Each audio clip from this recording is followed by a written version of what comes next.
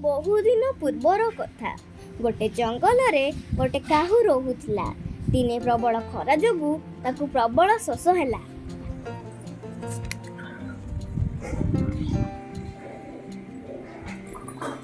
ओहो कि डह डह खरा भारी शोष हेलाणी। ଏହା कही से सेठारु उड़ी जाए। କିଛି ବାଟ ଗଲା ପରେ ତାକୁ ଏକ ମାଠିଆ ଦେଖାଯାଏ।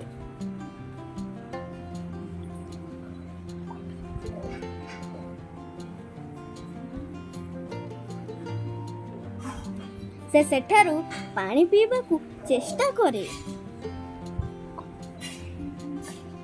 किंतु अल्प पानी थिबारु पी पारे नाही।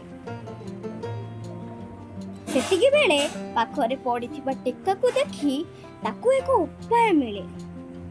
से किछि टेका आनी से मिठियारे पकाई सेथिरे पानी ऊपर को उठी जाए। से काऊ शांति रे ता शोष मेंटाई उड़ी जाए।